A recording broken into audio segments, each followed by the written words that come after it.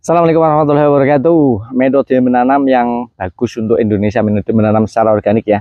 Ya, ada pertanyaan dari teman, apakah teknik jadam itu bagus dan cocok untuk Indonesia yang beriklim tropis. Jadi kita tidak bisa menilai suatu metode kalau belum melakukan penelitian yang berulang-ulang dan hasilnya seperti apa. Nah, bagi mereka yang sudah melakukan penelitian dan mereka meyakini, berarti bagus. Kalau saya sendiri sih menanam itu metodenya berubah-ubah. Dari pertama dulu menanam secara organik, pokoknya apa yang kita peroleh ilmu dari orang lain, dari literatur, dari video, kita pakai. Dulu kita rajin membuat POC, kita pakai. Dulu membuat mol, membuat EM4, membuat macam-macam jenis pupuk, baik yang padat maupun cair, kita buat, kita aplikasikan. Tapi ya hanya sekedar buat aplikasi, tidak dilakukan penelitian, tidak dilakukan analisa, apakah ini bagus bisa dilanjutkan atau tidak, hasilnya bagaimana, tidak melakukan itu. Terus seperti itu, sambil terus belajar tentang menanam secara organik. Dari mana saja, dari tulisan, dari video, dari dalam negeri, dari luar negeri, dari mana saja belajarnya seperti itu. Jadi bukan belajar dari tempat yang tropis saja, jadi yang di subtropis, yang beriklim 4 kita juga belajar. Semua kita pelajari. Sambil jalan terus, sambil praktek, sambil nanam, terus kita pelajari. Nah, fokus ke tadi pertanyaan, apakah metode tertentu bagus untuk Indonesia? Kembali ke diri kita masing-masing. Itu adalah sebuah pilihan. Yang paling penting adalah kita harus mengetahui ilmunya dulu. Mau teknik apapun, kalau kita belum mengetahui ilmunya, maka kadang diaplikasikan tidak bagus. Misalnya di si A menggunakan teknik ini bagus, kemudian dipraktekkan oleh si B kok nggak bagus. Nah, kemungkinan itu karena memang si B belum memahami tentang ilmunya itu. Jadi tidak kayak fotokopi ya, udah dapat difoto hasilnya sama, enggak. Karena ini adalah teknik yang kompleks sekali, permasalahannya sangat kompleks. Jadi bukan hanya plug and play apa kayak fotokopi, enggak. Harus kita pelajari karena banyak sekali faktor yang mempengaruhinya. Yang pertama adalah di mana kita menanam, kapan kita menanam, terus bahan-bahan apa saja yang kita tanam, terus kondisi tanah kita. Tentunya tidak sama antara si A dan si B, maka hasil satu teknik itu tidak sama.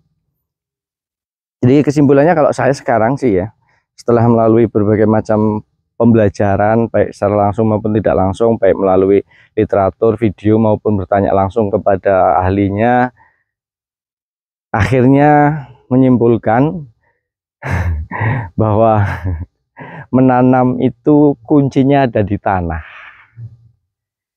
Kuncinya ada di tanah. Jika tanah kita subur, gembur, banyak mikroorganisme, banyak bahan organik, insya Allah tanaman yang kita tanam juga subur dan produksi maksimal. Nah, untuk bisa mendapatkan seperti itu ya, bagaimana caranya membuat tanah kita itu subur gembur itu. Nah, untuk mendapatkan tanah yang subur gembur ya tidak lain tidak bukan itu ya kompos, karena semua kebutuhan untuk penyuburan tanah itu ada di dalam kompos. Bahan organik itu bukan yang bisa menyuburkan tanaman, karena bahan organik itu bahan mentah. Yang bisa menyuburkan tanah adalah kompos. Nah, kompos baru dibikin dari bahan organik. Kalau teknik-teknik bertanam, ya berbagai macam teknik bertanam secara organik itu macam-macam, banyak sekali ya teknik. Jadi biasanya dinamai sesuai dengan penemunya. Itu kan mengandalkan sesuatu yang memang dibutuhkan oleh tanaman. Nah, biasanya sesuatu itu berada di bahan tertentu, maka itu yang diteliti, itu yang dikembangkan, itu yang terus disosialisasikan dan dicoba, maka terjadilah klaim bagus. Dan yang karena memang dilakukan penelitian, dilakukan secara tepat, dilakukan dengan ilmu pengetahuan yang benar, maka hasilnya bagus.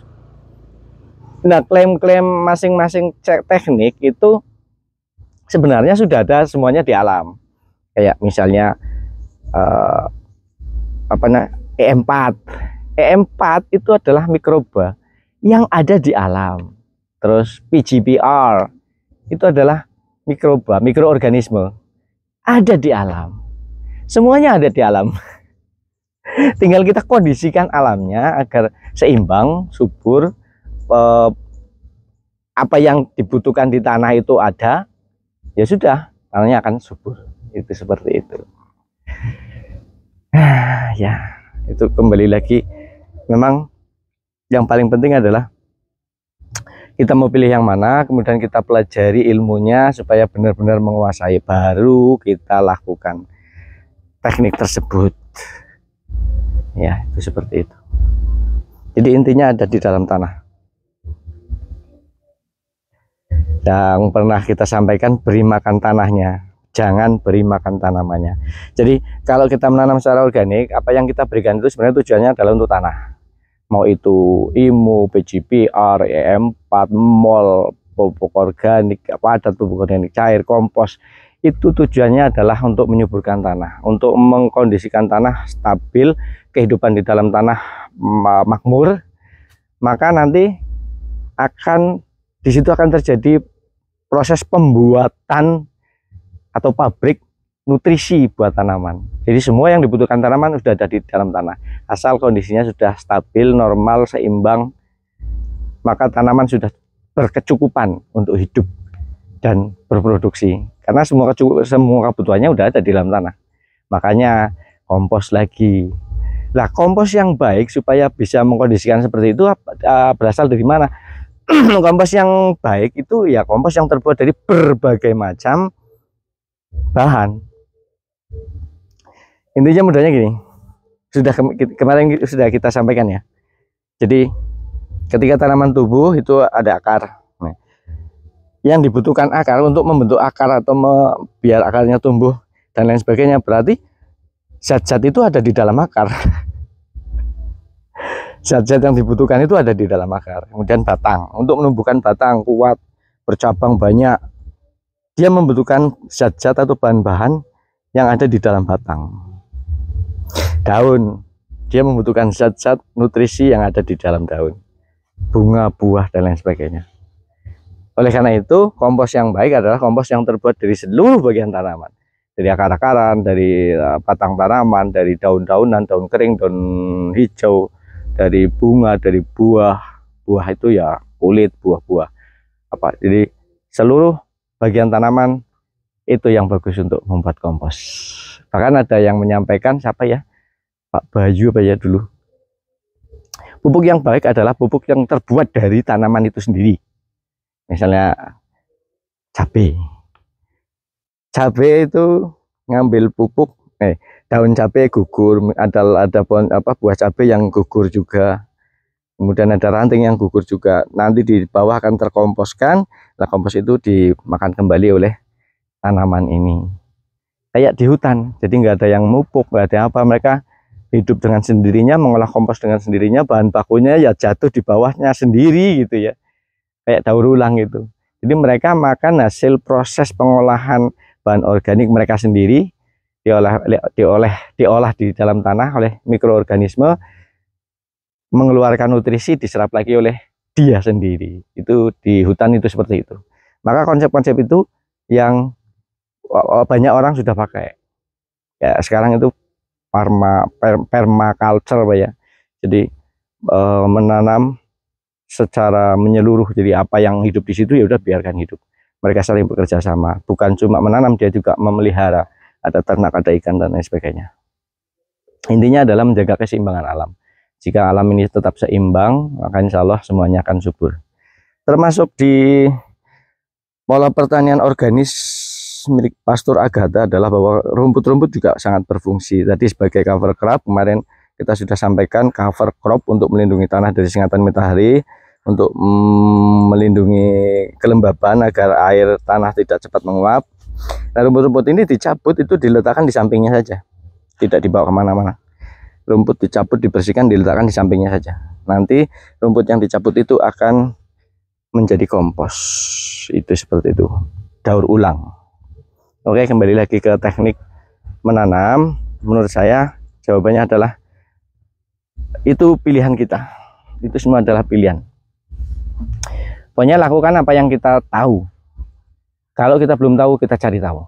Jika kita menginginkan teknik tertentu, maka pelajari teknik tertentu itu dulu. Misalnya kayak teman tadi, jadam.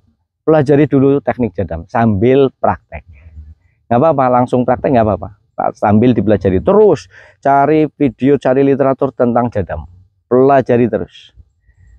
Nanti kalau sudah mengetahuinya, memahaminya, insya Allah nanti tanaman yang kita tanam juga akan bagus. Itu seperti itu.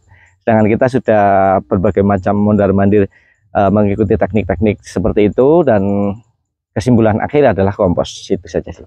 Oke, demikian. Semoga bermanfaat. Terima kasih dan tonton. Assalamualaikum warahmatullahi wabarakatuh. Kita lagi petik cabai lagi nih. Kebetulan sudah banyak cabainya. Kemarin kita udah petik ada dapat berapa, mungkin 1/4 kilo. Ini sudah banyak lagi. Sudah sekilo per nih. Jalan. Udah banyak ini. Jadi bukan. Kayaknya udah sekiloan ini. Nah, ini nanti kita bungkusi per on, kemudian kita titipkan ke tukang sayur. Ya, jadi kesuburan tanah itu ya termasuk salah satunya didukung oleh tanaman bunga. Bunga-bunga yang jatuh rontok nanti di bawah terkomposisi menjadi suplai. Gitu. Ya. Oke, kita lanjut saja panen-panennya. Jadi ini panen kalau untuk dijual bukan hanya yang merah ya, yang hijau juga kita petik, karena biasanya di pasar juga seperti itu, ada yang merah, ada yang hijau. Bahkan kadang-kadang yang merah nggak mau, karena pedagang itu cenderung milihnya yang nggak merah. Kalau merah biasanya nggak bertahan lama sih, dijual kalau nggak habis beberapa hari sudah busuk. Makanya pedagang juga milihnya yang sedang biar awet gitu.